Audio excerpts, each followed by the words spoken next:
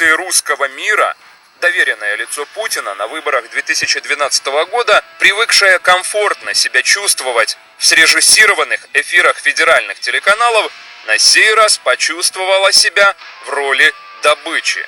67-летняя бывшая депутатка Госдумы согласилась на откровенный разговор с 36-летним британским журналистом Мехди Асаном. Такого позора Нарочницкая и вся кремлевская братья давно не испытывала. What about Ukraine? Of course we do care about Ukraine. My ancestors are from Ukraine. But there was a coup d'etat in Kiev.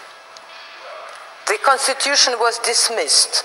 Even the mandate of president went to the speaker of parliament, whether under constitution it should go to the prime minister. The constitutional court was dismissed. Let's assume there was a coup d'etat. There's a division of opinion on that, of course, whether it was a coup or not. Crimea was taken by the Russians, annexed in violation of international law. Most lawyers would argue. Crimea the UN General Assembly. And, why do you think 100 countries at the UN condemned the annexation of Crimea? 100. Only 11 countries voted with Russia.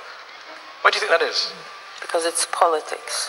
Politics 10 to 1. The 21st century.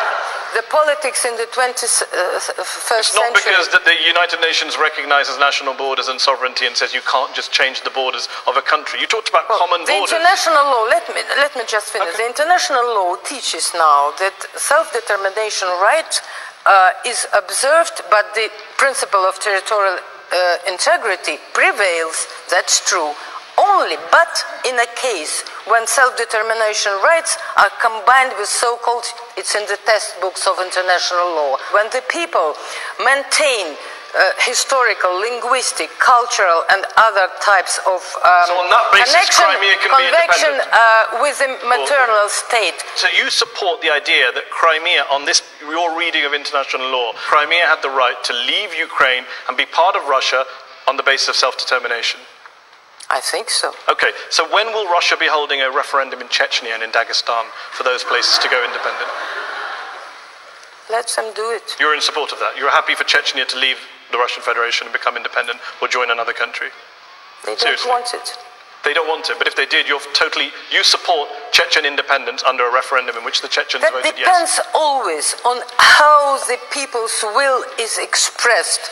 If it's expressed by the bandits and gangsters and criminals. Because there were no bandits or gangsters in Crimea, were there? There were no men in masks. But we just imagine those people. But on if our there are screens. teachers, students, engineers, doctors voting calmly on their, expressing their free will, it's different. So don't make. Chechnya doesn't want to leave Russia. They now are flourishing more for several than years any and killed others. hundreds of thousands of people. I guess not. When Crimea was annexed by Russia, you said that for the first time in 20 years of political life, you felt happy.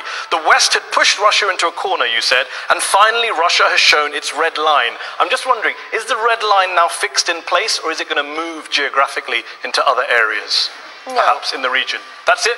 Or are we going to see some more redrawing of borders in that area? Russia has proven through 25 years that it is ready and absolutely tolerating Ukraine's, floating this and that, under only one condition that was shown and obvious, that Ukraine doesn't enter NATO. Ukraine didn't enter NATO.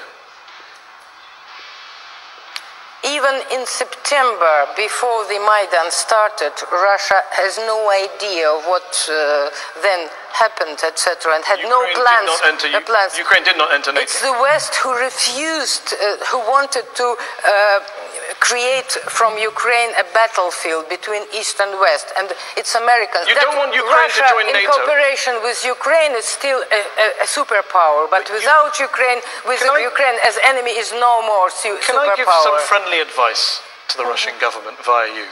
If you don't want your neighbour to join a military alliance, best not to invade and occupy part of that country, because the first thing they want to do is join a military alliance. Very good. Why are you so on the side of NATO? I'm on the side of NATO. Yes, of course you Maybe are. you should watch the show I did with the former head of NATO, where I put all these arguments to. In eastern Ukraine, are there Russian forces in eastern Ukraine? not Russian forces. Separate Russians, yes, but not Russian forces. So it's different legally at all. So when a Russian... do you mean there are, squads on parts of the army with tanks crossing? That's exactly what I'm asking. No. Okay, so when a Russian Special Forces soldier, Dmitry Shapnikov, tells the BBC that he and his fellow troops were in Ukraine, when captured soldier in Ukraine, Alexander Anatolovich, identifies himself as a Russian serviceman in the Russian armed forces, what were they doing there? Sightseeing? Taking a tour? It is denied. It is denied by officials. Do you agree with them? I quite agree, but I believe that there are some Russian soldiers, of course, and officers. I don't deny that.